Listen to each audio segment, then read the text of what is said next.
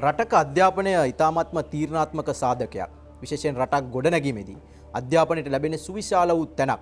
නමුත් මේ අධ්‍යාපනය නිවැරදි කරගත්තේ නැත්නම් ඒ රටේ අනාගතය එහෙම් පිටින්ම අගාධයට පත්වන්නට පුළුවන්. ඒ තුල විභාග කිව්වහම එය අද ඉතාමත්ම තීරණාත්මකයි. අපේ ජීවිතයේ කුඩා කාලයේ පටන් විවිධ අවස්ථාවල අපි විභාග ගණනාවකට මුහුණ දෙනවා. සමහර විට මේ විභාග අපේ ජීවිතයේ ඉරණම තීන්දුව කරන්නටත් පුළුවන්.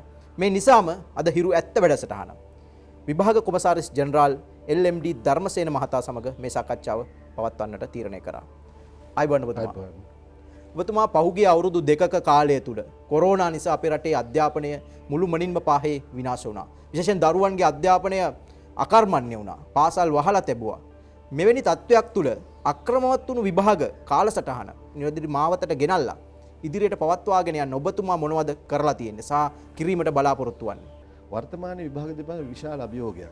මේ විභාග තුනක් එකට යනවා. ඒතකොට දැන් ශිෂ්‍යත්ව විභාගය පැවැත්වුවා. එහි ප්‍රතිඵල දෙන ගමන් A level විභාගය පවත්වන්න ඕනේ. A level විභාගයේ පවත්වන කණ්ඩායම ශිෂ්‍යත්ව ප්‍රතිඵල දෙන කණ්ඩායමත් එකම පාසල් විභාග සංවිධාන ප්‍රතිඵල ශාඛාව. A level ප්‍රතිඵල දෙන්න ඕනේ. ඒ වගේම අතපසු වී ගිය O level වල තියෙනවා ප්‍රැක්ටිකල් එකක්. ඒ ප්‍රැක්ටිකල් එක රිසල්ට්ස් දෙන්න සෞන්දර්යය. ඒකම කොවිඩ් නිසා ඒ ප්‍රැක්ටිකල් වලට එන්න බැරුණු කණ්ඩායමක් ඉන්නවා. ඒගොල්ලන්ට විභාගෙ දැන් හිටන් ඉඳලා ඉස්සි කරනවා. නිසා මේක ඇත්තටම විභාග දෙපාර්තමේන්තුවේ ඉතාම අභියෝගාත්මක කාලයක්. ඉතින් රජයේ සැලැස්ම අනුව ලේකම්තුමාගේ උපදෙස් පරිදි ප්‍රතිපත්තිමය තීරණ අනුව අපි ඒ ටාගට් වල ඉලක්කයට අපි යන්න ඕනේ. ඔය කියන අක්‍රමත්භාවය තුල ඔබතුමාලා විශාල පරිශ්‍රමයක් දරලා මේ විභාග ප්‍රධාන විභාග තුනම මේ අවුරුදු තුල පවත්වලා සාධාරණයක් ඉටු කරන්නට වෙහෙසෙනවා. ඔය කාරණේ තුලම ඔය නිසාම මේ දරුවන්ට කියන්නේ ඒගොල්ලන්ට අධ්‍යාපනය අහිමි වුණා දරුවන්ට. නිවැරදිව පන්ති වලට යන්නට හම්බුනේ නැහැ. තමන්ගේ එදිනෙදා විෂයන් හරියට හදාරන්නට හම්බුනේ නැහැ. එවැනි තත්වයක් තුල දරුවන්ට අසාධාරණයක් වෙන්නේ නැද්ද මේ විභාග පවත්වනකොට? ඔබ හරි ඔබ වැදගත් ප්‍රශ්නයක් අහන්නේ. ඇත්තටම ওই විභාග දින තීරණය කරේ අධ්‍යාපන අමාත්‍යාංශයේ පළාත් අධ්‍යාපන අධ්‍යක්ෂරුත් එක්ක කතා කරලා. එතුමන්ලා කලාප අධ්‍යාපන අධ්‍යක්ෂරුත් එක්ක කතා කරලා විදුහල්පතිවරුත් එක්ක කතා කරලා නිසි මෙන්න මෙච්චර කාලයක් දුන්නොත් අපිට විෂය නිර්දේශ ආවරණය කරගන්න පුළුවන් කියන දේ ඒ අහලා ඒගොල්ලොන්ගේ ඉල්ලීම් අනුව තමයි මේ දින තීරණය කරලා තියෙන්නේ. ඒ ගුරුවරුන්ගෙන් අහලා කොච්චර කලක් ඕනද නිර්දේශක ආවරණය. මේ 20යි 21 තියන්න තිබුණු විභාග ටික ඇයි මේ මාසෙට ගත්තේ? මේ ශිෂ්‍යත්ව විභාගෙ මේ මාසෙට ගත්තේ ඇයි? අර අගෝස්තු මාසේ තියනද අගෝස්තු ඉඳලා අපි දීලා තියෙනවා මෙච්චර මාස ගන්න රජය තව ටිකක් උගන්වන්නේ. දැන් ඕ ලෙවල් වලටත් අපි කාලය රජය දීලා තියෙනවා. ඉතින් පළාත් අධ්‍යක්ෂවරුන්ගේ ඉල්ලීම තමයි ඒ කාලය අපිට දෙන්න අපි විෂය නිර්දේශ ආවරණය කරන්න. දැන් අධ්‍යාපන අමාත්‍යාංශය කිසියම් දිනයක් යෝජනා කරනවා නම් ඔබතුමන්ලා ඒ දිනේට විභාගය පවත්වන්න සූදානම් වෙන්න ඕනේ. ඔව් අනිවාර්යයෙන්. ඒ හේතුව වෙනදා නිශ්චිතයි. අගෝස්තු දෙසැම්බර් දැන් නිශ්චිත නෑනේ. කොහොමද එතකොට ඔබතුමන්ලා දැන් වෙනදා නිශ්චිතයි ඔබතුමා කියන ආකාරය අනුව. ඒතර කොහොමද ඔබතුමන්ලා මේ වගේ බාරදුර කාර්යයක් එහෙම දිනයක් දුන්නාම සැලසුම් කරගන්නේ කොහොමද? ඒ තුලම දරුවන්ට අසාධාරණයක් වෙන්න බැරිද? නෑ අසාධාරණයක් වෙන්නේ නෑ. දරුවන්ට මේ දින අසාධාරණ නොවෙන්නේ දරුවන්ට මේ දින වේලාසරින් ප්‍රකාශයටපත් කරලා තියෙනවා. ඒතර අපි තමයි දරුවෝ වෙනින් දූල පුතාලා වෙනින් මේක සූදානම් කරන්න. මොකද ඇත්තටම මම විදුහල්පතිවරයෙක් විදිහට දකිනවා දරුවන්ට මේ කාලේ දූල පුතාලට ලොකු කාලේ අපතේ යෑමක් සිදු වුණා. තව මේ අපතේ තව කල් දැම්මොත් අසාධාරණයක් වුණා කිය කල් දැම්මොත් ඊට වඩා අසාධාරණයක් දරුවන්ට එනවා. මොකද දරුවන්ගේ වයස යනවා. ඔබතුමා කියන්නේ කාලේ දරුවන්ට අහිමි වෙනවා කියන ඒ නිසා මම හිතන්නේ දරුවොත් මේ අභියෝගය බාර ගන්න ඕනේ. මමත් විදුහල්පතිවරයෙක් විදිහට පාදුක්ක ශ්‍රීපිරතන මධ්‍යම මහාවිද්‍යාලය මහානාම කොළඹ ආනන්ද විද්‍යාලය මහානාම විද්‍යාලය පස්සර මධ්‍යම මහාවිද්‍යාල ගුරුවරයෙක් අවුරුදු 23 දී අවුරුදු 28 දී විදුහල්පතිවරයෙක් මම දන්නවා දරුවන්ගේ හඬ දරුවන්ගේ පපුව දරුවන්ගේ ඉල්ලීම දරුවන්ට ඕන දේ මම දන්නවා.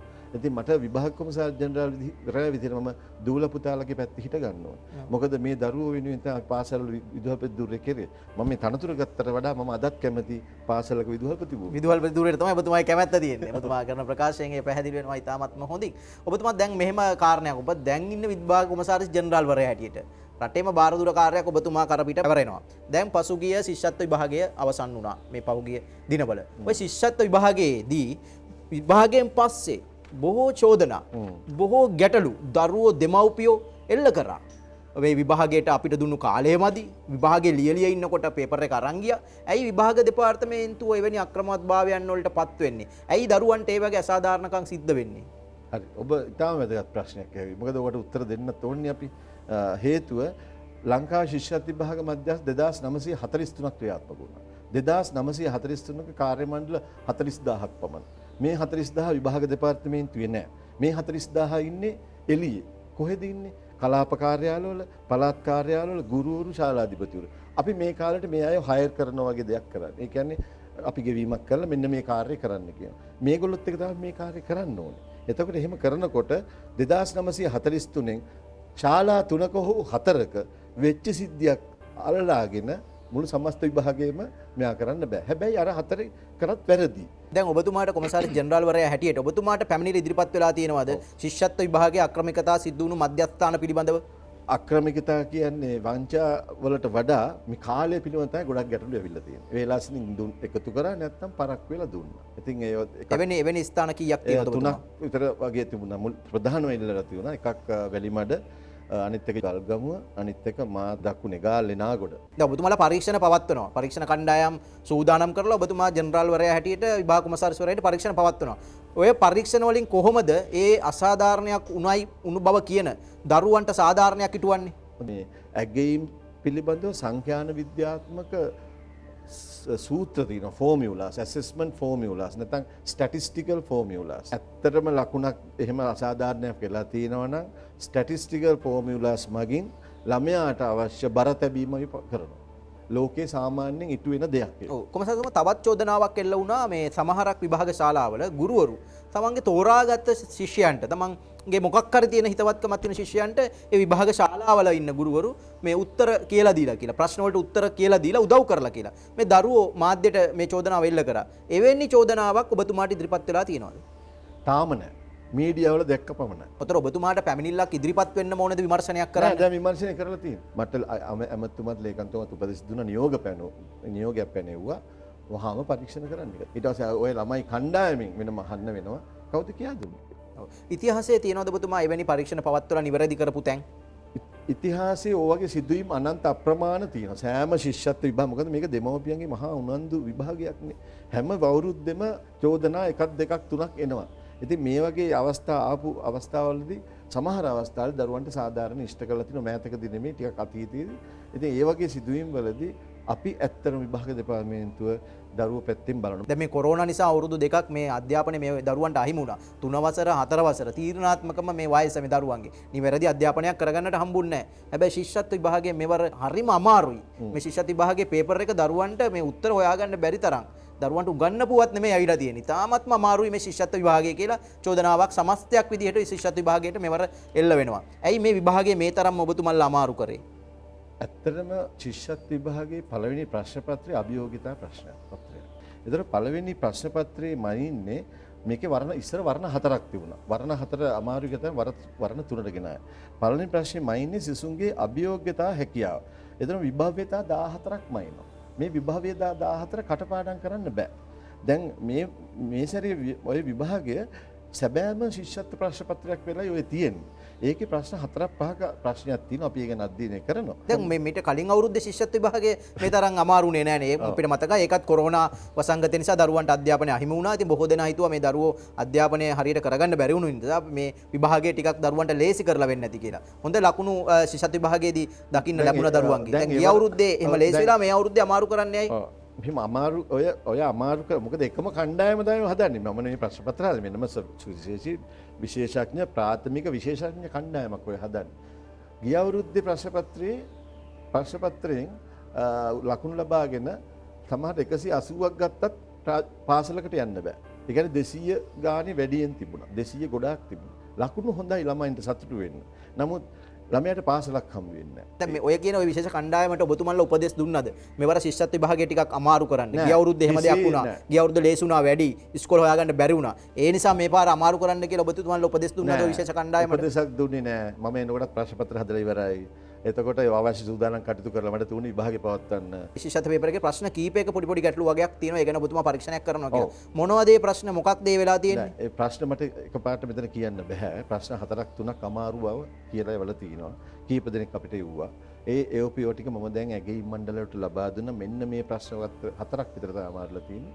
මේ හතර ගැන වැඩි අවධානයක් යොමු කරන්න. එතකොට ඔබතුමා යගීම් කණ්ඩායමට උපදෙස් දීලා තියෙනවා කියමුකෝ. කොහොමද දැන් ඒ උපදෙස් අනුව මොන වගේ දෙයක්ද වෙන්න පුළුවන් වෙන්නේ සාමාන්‍යයෙන්? ඒගොල්ලෝ මට නිර්දේශයක් දෙයි මෙන්න මේ ප්‍රශ්නේ මෙහෙම ගැටලුවක් තියෙනවා. මේ ප්‍රශ්නේ මෙහෙම ගැටලා මෙන්න මේ යෝජනා කරන්න පුළුවන් නම් හොඳයි කියන යෝජනාවක්. එදාටත් ඔබතුමා බලන්නේ දරුවන්ගේ පැත්තෙන්නේ. දරුවන්ගේ පැත්ත. අනිවාර්යෙන් දරුවන්ගේ පැත්ත. මේ ශිෂ්‍යත්ව විභාගයේදී දැන් ඔබතුමාට පැමිණිලි ඉදිරිපත් වුණාද මේ ශිෂ්‍යත්ව විභාගයේ මේ ප්‍රශ්න කලින් පිට වෙලා තියෙනවා. ඔබතුමාට ඔය කියන පැමිණිලි ඉදිරිපත් වුණාද? නෑ. එහෙම ඉදිරිපත් වෙලා නෑ. හැබැයි WhatsApp හරි මොකක්ද අපි කියනවා Facebook හරි අප්ලෝඩ් කරලා තිබුණ තත්ත්වයක් අපිට දැනුම් දුන්නා. ඔය විභාගයට පෙර නෙමෙයි විභාගයට පසුව. විභාග කොමසාර ජෙනරල්ගේ නීතිමය බලයක් තියෙනවා. කිසිම දෙයක් අප්ලෝඩ් කරන්න බෑ අවසරය නැතුව. කිසිම දෙයක මුද්‍රණය කරන්න බෑ. මම ඒ ආපු සියලු චෝදනා ටික පොලිස්පතිතුමාට බාර දුන්නා වහාම පරීක්ෂණයක් පවත්වන්න. ඒ කියන්නේ විභාග දෙපාර්තමේන්තුවේ අයද අධ්‍යාපන අමාත්‍යාංශයේ අයද කවුද ඒ අය? ඒක අපි දන්නේ නෑනේ. මෙහෙන් නෙමෙයි. එළිය විභාගය අවසන් වුණාම එළියෙන් ඈත පළාත් වලින්. විභාගය ඉවර වුණාම නම් ඔව් විභාගය ඉවර වුණාම නම් දැම්මට කමකුත් නෑ ඇත්තටම. දාන්න බෑ. නෑ නෑ ඒතර මොකක් හරි දෙයක් දැනගන්න. විභාගයට පෙර දැම්ම නෑ විභාගයට පෙර දැම්ම කියන චෝදනාවක් එල්ල වෙනවා. හැබැයි ඒක එලි පිට ඔබතුමාට ඉදිරිපත් වෙලා නැද්ද? නෑ. ඒ කියන්නේ දුරකථන ඇමතුමත් ඔබතුමාට දැනගන්න. කිසිම ඔප්පු කරලත් නෑ දැනුම් දීලත් නෑ. එවැනි දේවල් වෙන්න පුළුවන් නේද? මං හිතන්නේ නෑ වෙන්න පුළුවන්. ශිෂ්‍යත්වයේ පේපර් එක ශිෂ්‍යත්වයේ ප්‍රශ්න පත්‍රය සකස් කරාට පස්සේ ඔය කරන සකස් කරන කණ්ඩායම කොහෙද ඉන්නේ? කවුද ඒ අය? මේ ගැන අපිත් මම උත්තර දෙන්න බැඳිලා නැහැ. හේතුව මේක රහස්‍ය කාරණයක්. විභාග කොමසාරිස්වරයා හැටියට මට මේ ගැන පිළිතුරු දෙන්න බෑ. ඔබතුමාට නිදහස තියෙනවා පිළිතුරු දෙන්න දීමට. පුළුවන් දේ විතරයි දෙන්නේ. ඔව් ඔබතුමාට ඒ සම්පූර්ණ නිදහස තිබෙනවා මේ සාකච්ඡාවේදී. නමුත් අපි දැන ගැනීමට අහන්නේ බොහෝ මේ දරුවෝ වෙනුවෙන්, දෙමව්පියෝ වෙනුවෙන්, මේ රටේ ජනතාව වෙනුවෙන්. ඔය ප්‍රශ්න පත්‍ර සකස් කරාට පස්සේ ඒ ප්‍රශ්න පත්‍ර විභාග දෙපාර්තමේන්තුවේ මේ ප්‍රධාන කාර්යාලයටද ගෙනත් දෙන්නේ? එහෙම නැත්නම් පළාත් කාර්යාලවලටද ගෙනිහින් දෙන්නේ? කොහොමද ඒක වෙන්නේ? මේ මාධ්‍යට ඔක්කොම කියන්න බැඳිලා නැහැ මම. පැහැදිලිව කියන්න ඕනේ. මොකද ඒක මම ආරක්ෂා කරන්න ඕන විභාග දෙපාර්තමේන්තුවේ ක්‍රියාදාම. මොකද අනාගත උපනූපන් දරු රාශියක් වෙනින් ඒක ආරක්ෂා කරනවා. නමුත් ඔබතුමා අහපු එක ප්‍රශ්නෙට උත්තර දෙන්න. ඊට වඩා මම උත්තර දෙන්න බැඳිලා නැහැ. ප්‍රශ්න පත්‍ර අපි කෙලින්ම ගෝණි කරලා සීල් කරලා මුද්‍රා තියලා නිල මුද්‍රා තියලා බාර දෙන්න. ඒතර මේක කඩන්න බෑ වේලස්සනේ. ඒක කැඩුවොත් දඬුවමක් දෙන වැරද්දක්. ඒක කඩන්න ඕනේ ශාලාධිපතිවරු දෙන්නෙක් එක්ක ශාලාධිපති සහකාර ශාලාධිපති ආවට පස්සේ ශාලාධිපති සම්බන්ධීකරණ නිලධාරියයි සහකාර සම්බන්ධීකරණ නිලධාරියයි ශාලාධිපතිවරු දෙන්නෙක් එළියෙන් ආවට පස්සේ මේ ඔක්කොම පරීක්ෂා කරලා තමයි උදේවරු මේක කඩන්නේ. එවැනි මේ නීති අනුකූල රාමුවක් තීදි තමයි මේ උත්තර පත්‍ර පිට වුණා කියලා චෝදනා එල්ල වෙන්න ඔබතුමාලට. නෑ අපි ඒක පිළිගන්නේ නෑ. ප්‍රශ්න පත්‍ර පිට වෙලා නෑ. පිට වෙලා නෑ. ඔව්. එතකොට මේ කොහොමද සමහර ගුරුවරුන්ගෙන් ඇහුවාම දැන් ඔය ටියුෂන් ගුරුවරු ගාවෙම ඔය ප්‍රශ්නේ ඔය විදිහටම තියෙනවනේ. මේ විශේෂයෙන් කොහොමද එහෙම ලබා ගන්නෙ? පසුව වෙන්න පුළුවන්. පසුව වෙන්න පුළුවන්. විභාගයට කලින් මම වැරදි. නෑ එහෙම තිබිලා නෑ. එහෙම තිබුණොත් පරීක්ෂණයකින් ඔප්පු වෙනවා. ඔව් අන්න හරි. එහෙම තිබුණොත් පරීක්ෂණයකින් ඔප්පු වෙනවා. ඒ කියන්නේ ඔබතුමාලා ඒ වැනි පරීක්ෂණයකුත් පවත්වනවද? පොලිසියට දීලා තියෙනවනේ. නෑ ප්‍රශ්න පත්‍ර පිට වුණා කියන එක? ඒකත් කිව්වා. ඒ කියන්නේ විභාගයට කලින් පිට වුණා කියන එක. ප්‍රශ්න පත්‍ර පිට වෙලා තියෙනවනේ සම්පූර්ණයෙන් කොයි වෙලාවෙ පෙර හෝ පසු පිට වුණා නම් හොයන්න කියලා. ඇවිල්ලා තියෙනනේ පැමිණිල්ලක් පසුව පිනවා කියලා. පෙර එකක් නම් ඇවිල්ලා නැහැ. නමුත් මම කිව්වා මෙහෙම තියෙනවා නම් ඒත් බලන්න කියලා. තමත් කනකාටුදායක දෙයක් නේ. එහෙම පේපර් එකක් පිට වෙලා තියෙනවා නම් සුවහසක් දරුවන්ගේ විභාගයක්නේ. බැරි වෙලාවකත් එහෙම පේපර් එකක් පිට වෙලා කියලා ඔබතුමා දැනගත්තොත් කොහොමද අර දරුවන්ට සාධාරණයක් ඉටු කරන්නේ කොහොමද? අනිකුත් දරුවන්ට සාධාරණයක් ඉටු කරන්නේ කොහොමද? කියලා එකක් නැහැ. පිට වෙලා නැත්තම් මම කොහොමද දැම්ම උපකල්පනයක් කරන්නේ? නෑ පරීක්ෂණයක් කරනවනේ ඔබතුමා. ඒක බලමු පරීක්ෂණයක් ආවොත්. ඕනේ ඒ වෙනි පරීක්ෂණයක ඔප්පු ඒක පසුව බලමු. සාධාරණයක් ඉටු කරන විදියක් ගැන කියන්න පුළුවන්. ඒක බලමු. ඒක බලමු. මේ වෙලාවට තීරණය කරමු. කොමසාරිස්තුමා කොහොම හරි දැන් ශිෂ්‍යත්ව විභාගය අවසන් වුණා. චෝදනාත් එල්ල වුණා. දැන් ළඟ එනවා උසස් පෙළ විභාගය. අධ්‍යයන පොදු සාධක පත්‍ර උසස් පෙළ විභාගය. මේ විභාගය ගැනත් දැන් අවිනිශ්චිතතාවයක් ඇති වෙනවා. මොකද ශිෂ්‍යත්ව විභාගයේ යම් ප්‍රශ්න ඇති වුණ නිසා. ඔබතුමාට වගකීමෙන් කියන්න පුළුවන්ද? අධ්‍යයන පොදු සාධක පත්‍ර උසස් පෙළ විභාගය අක්‍රමිකතාවයන් අවම කරගෙන දරුවන්ට සාධාරණ ක්‍රමවත්ව පවත්වන්න පුළුවන් කියලා? ඔව්. ඇත්තටම මෙවර අපි ඉස්සෙල්ලම ගත්තොත් සංඛ්‍යාලයකන පාසල් අයදුම් කරු ඉන්නවා 2,79,141ක්. පෞද්ගලික අයදුම් කරන් ඉන්නවා 66,101ක්. සම්පූර්ණ අයදුම් කරන් 3,45,242යි. විභාග මධ්‍යස්ථාන 2,438යි. සම්බන්ධීකරණ මධ්‍යස්ථාන 316යි. ඒතකොට 7 වෙනිදා පටන් ගන්නවා. ඒතකොට 7 වෙනිදා පටන් ගන්න විභාගය සඳහා අපි සියල්ල සූදානම් කරලා තිනවා. මම උපදෙස් දෙකක් අලුතෙන් දුන්නා. මේ පහුගිය විශේෂ අත්දැකීම් මත ශිෂ්‍යත්ව අත්දැකීම් මත මම වෙනම නිවේදනයක් හැදුවා. විභාගයේ ආරම්භයට පෙර නිරීක්ෂක විසින් කිව යුතු නිවේදන 8:30ට විභාගේ පටන් ගන්න ඕන නම් දැන් වෙලාව 8යි 8:30ට විභාගේ පටන් ගන්නවා ඇවිල්ලා ඉඳ ගන්න.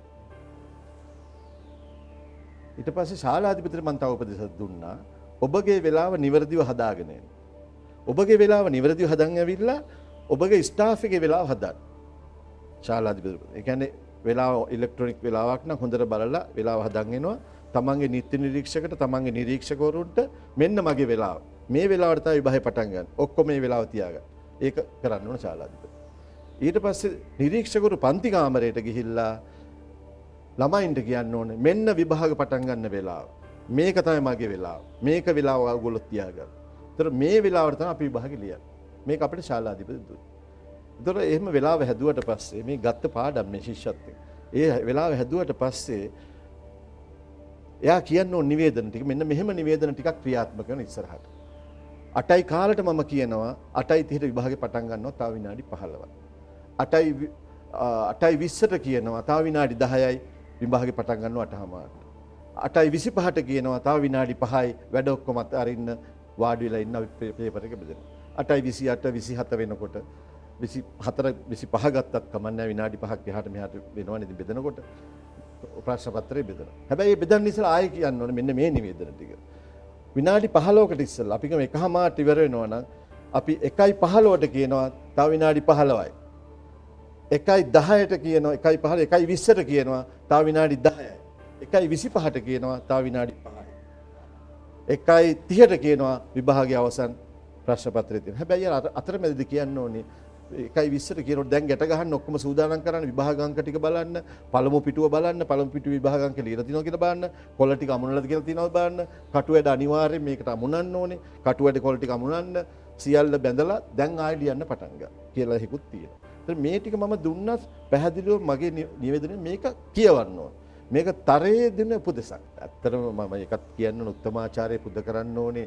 ශාලා 3ක ශිෂ්‍යත්ව වැරදුනාට සමස්ත විභාග කාර්ය මණ්ඩලය සෑහෙන වැඩ කොටසක් කරා. දැන් ඔය වැරදුණු 3-4 කරන පරීක්ෂණ කවද්ද අවසන් වෙන්නේ කොච්චර කාලයක් ඇයිද ඔය පරීක්ෂණ ඉවරලා අවසන් කරනවනේ. ශිෂ්‍යත්ව ප්‍රතිඵල දෙන්න ඉස්සෙල්ලා අවසන් කරලා ඒකත් එක්ක තමයි බලන්නේ. දැන් ශිෂ්‍යත්ව ප්‍රතිඵල කවද්ද දෙන්නේ කියලා මේ පුංචි දරුවෝ ඇඟිලි ගැනගෙන බලන් ඉන්නවා. ඉක්මනින් දෙනවා. ඉතා ඉක්මනින් දෙනවා. ඒක කාලයක් කියන්න පුළුවන්ද ඔබතුමාට? ඉතා ඉක්මනින් දෙනවා. ඉතාම ඉක්මනින් දෙනවා. ඒක සතිය 2ක් 3ක් ඇතුළත කියන්න බෑ. ඉතාමත්ම ඉක්මනින්. උසස් පෙළ විභාගයේ එහි ප්‍රතිඵල කොයි ආකාරයෙන් දෙන්න බලාපොරොත්තු ඉතාම ඉක්මනින් ලබා දීමට කටයුතු කරනවා. ඔබතුමා මේ පවත්වන්නේ අපි 20යි 21 වසරේ විභාග. දැන් 20යි 21 වසරේ අපොස සාමාන්‍ය පෙළ විභාගයේ කවද්ද පවත්වන්නේ? මේ මැයි මාසෙනේ පවත්වන්න තීරණය කරලා තියෙනවා. ඔව් දැන් කොමසාරිස්තුමා මෙහෙම විභාග ළඟ තියලා ඔබතුමන්ලඟ රාජකාරී ඉවර කරලා අත පියදා ගන්න තමයි ඔය හදන්නේ. ඒතකොට මේ දරුවෝ ගැන හිතන්නේ නැද්ද? කොහොමද මේ දරුවෝ මේවට එකපාරට වාඩි කරවන්න ඕනේ, සූදානම් කරන්න ඕනේ, දරුවෝ දෙමව්පියෝ ලෑස්ති කරන්න ඕනේ. ඒ අයට සහනයක් නැද්ද මේ වෙච්ච මේ ස්වභාවික විවසනයක්? ඒ විවසනයේ සහනයක් නැද්ද? මේ මාසේ තියන්නේ සහනය නිසා නැත්නම් දෙසැම්බර් තියන්න එපා. දැන් 20යි 22 වසරේ අපි ඉන්නේ. ඒතර 20යි 22 වසරේ විභාග පවත්වන්නේ කොයි මාසෙද? ඒකත් අපි ප්‍රතිපත්තිමය තීරණයක් ගන්න වෙනවා. ඒ ප්‍රතිපත්තිමය තීරණය ගරු ඇමතුමාගේ ප්‍රධානත්වයෙන් මේ සියලු දෙනා සහභාගීත්වයෙන් විශේෂයෙන් විදුහල්පතිවරුන්ගෙන් ගුරුවරුන්ගෙන් තොරතුරු විමසලා ඒ අයට විශේෂ නිර්දේශ ආවරණය කරන්න කාලය දීලා ඒ අනුව තමයි මේ තීරණය ගන්න. ප්‍රශ්න පත්‍ර සකස් කරන අය මේ නිලධාරීන් ප්‍රශ්න පත්‍ර හදන කිසියම් වූ ඇගයීම් කමිටුවක් ඉන්නවනේ. එතනත් ඉන්නේ ගුරුවරු, පරීක්ෂකවරු, විශේෂඥයෝ ඉන්නේ. ඒ අයට ලබා දෙන උපදෙස් මොනවද? විභාග දෙපාර්තමේන්තුවෙන් ඒ අයනේ මේ ප්‍රශ්න පත්‍රය සකස් කරන්නේ. ඔව් ඒක ඉතින් කාලයක් තිස්සේ අයගේ පළපුරුද්දෙන් හදන්නේ ඒගොල්ලෝ රහස්‍ය භාවය ආරක්ෂා කරගනිමින් මේ කටයුතු වල නිරත වෙන ලොකු කැපකිරීමක් මේ විශේෂඥයෝ ඉන්නේ. ඒගොල්ලෝ මහා දැනුමක් තියෙන එක විශේෂ ශාස්ත්‍රයේ දක්ෂ නිලධාරීන් නෙමෙයි අත්‍තරම ප්‍රඥයින්. දැන් ඔබතුමා මේ ප්‍රශ්න පත්‍රය මුද්‍රණය කරන්නේ රජයේ මුද්‍රණාලයේද? මම හිතන්නේ ඔයට උත්තර දීම මට අවශ්‍ය නැහැ. ඒක හේතුව මම මේක රහස්‍ය භාවය ආරක්ෂා නිලධාරියෙක්නේ. ඔව් මෙන්න මේව ගැටලුවක් තියෙනවා ඔබතුමා. ඔය දැන් මේ ප්‍රශ්න පත්‍රය මුද්‍රණය කරන තැන් වල ඉන්න නිලධාරීන් අද හැමෝම ගැතේ මේ ෆෝන් තියෙනවා. WhatsApp වගේ අන්තර්ජාල පාසුකම් තියෙනවා. අන්නේ වගේ සැකයක් තියෙනවා. මුද්‍රණාලය තුල කිසිම ෆෝන් එකක් පාවිච්චි කරන්න බෑ. පොලිස් නිලධාරීන් දාලා තිනවා. පොලිස් නිලධාරීන් සියලුම ෆෝන් අත ගන්නවා. සම්පූර්ණ ශරීරය පරීක්ෂා කරන ඇතුළට යවනකොට එළියට ගන්නකොට ශරීරය සම්පූර්ණයෙන් පරීක්ෂා කරනවා. කිසිම දෙයක් ඔබ කියන කිසිම දෙයක් වෙන්නේ නැහැ. ප්‍රශ්න පත්‍ර පිටවීමක් ඒ තැන් වලින්වත් වෙන්නේ නැහැ. ඔබතුමා හිතා වගකීමෙන් කියන්නේ. වගකීම. ඔව් එවැනි චෝදනාවක්වත් පැමිණිල්ලක්වත් ඔබතුමා ඇවිල්ලා නැහැ. ඔව් හොඳයි ඔබතුමා. දැන් ඔබතුමාට කියන්න පුළුවන් මේ දරුව වෙනුවෙන් ඔබතුමා විභාග කොමසාරි ජෙනරාල්වරයා ඊට අනිත් විභාගවලට පෙනීන දරුවෝ වෙනුවෙන් ඒ දරුවෝ මානසිකව වැටලා ඉන්නේ මේ කොරෝනා වසංගතය නිසා. කොච්චර මේ ගුරුවරු කිව්වත් අපි විෂය නිර්දේශය කවර් කරා දැන් මේක හරි කියලා ඔබතුමාට පණිවිඩ ආවත් නමුත් ඒවා කවර් වෙලා නැහැ දරුවොත් එක්ක කතා කරනකොට ඒවා හරියට ආවරණය වෙලා නැහැ මේ දරුවෝ පව් ඒ අතර මේ කරන්ට් එකක් නැහැ මේ දරුවන්ට පාඩම් කරන්න මේ අද වෙන විට එතකොට විභාග කොමසාරි ජෙනරාල් වරයා හැටියට හිටපු විදුහල්පතිවරයෙක් හැටියට මොකක්ද මේ දරුවන්ගේ මානසිකත්වයට ඔබතුමා ලබා දෙන පිළිතුර දූල පුතාලට කියන්න ඕන මේ දේ අභියෝග කියන්නේ ජීවිතේ ජය ගන්න ලැබෙන ඒවා හැමදාම හැමදේම සුන්දර විදිහට ලැබෙන්නේ නැහැ ඔබ අභියෝග වලට මුහුණ දෙන තරමටම ඔබ අභියෝග වලට යන තරමටම තමයි ඔබ පන්නරය ලබන්නේ. විභාගය ළඟ වෙලා තිනවා. ඊටාම සැලකිල්ල මේ ටික කාලයක් ඇති ඔබ සැලසුම් සහගතව විභාගයට පාඩම් කරොත් කෙටියෙන් අවශ්‍ය දේ හරියට පාඩම් කරොත් මේ ටික කාලයක් ඇති. ඔබ ශක්තිමත්. ඔබ මොකද ඔබ ශ්‍රී ලංකාවේ කීර්තිමත් પરම්පරාවල් වල දරුවෝ ඒක සිංහල වෙන්න පුළුවන් දෙමළ වෙන්න පුළුවන් මුස්ලිම් වෙන්න පුළුවන් ඔබ වැනි දක්ෂ දරුවන් මේ රටේ අනිවාර්යෙන් ඉදිරියට යනවා. ඒ නිසා අපේ දරුවෝ වෙනුවෙන් මේ වගකීම හරියට ඉෂ්ට කරමු. දූල පුතාලට ජයම ලැබේවා. ඔබ තමයි අපේ අනාගත බලාපොරොත්තුව. ඔබගේ ඉදිරි ගමන විශේෂයෙන් මේ විභාගයෙන් හොඳ ප්‍රතිඵල ලබාගෙන විශිෂ්ටත්වයට යාමට ධෛර්ය ශක්තිය වාසනාව විශ්ව ශක්තිය ආශිර්වාදය ලැබේවා කියලා ප්‍රාර්ථනා කරමු. හොඳයි විභාග කොමසාරිස්තුමාගේ ප්‍රාර්ථනයයි දරුවන්ට ජයෙන් ජයම ලැබේවා කියන ප්‍රාර්ථනය තමයි එතුමා ඔබ හමුවේ කරන්නේ. ඉතාමත් කාර්ය බහුල වෙලාවක ඉතාමත් අමාරුවෙන් තමයි අපි ඔබතුමාගෙන් මේ වෙලාව ලබා ගත්තේ. ඔබතුමා දරුවෝ ගැන හිතලා අවස්ථාව දෙන්නම් කියලා තමයි අපිට මතක් කරේ අපේ නාලිකාවට මතක් කරේ. විභාග කටයුතු අවසන් වූ පසුව දරුවෝ වෙනුවෙන් මෙවැනි පැහැදිලි කිරීම සඳහා නැවතත් අපි සාකච්ඡාවක් කිරීමට බලාපොරොත්තු වෙනවා. එසේනම් ඔබට බොහොම ස්තුතියි.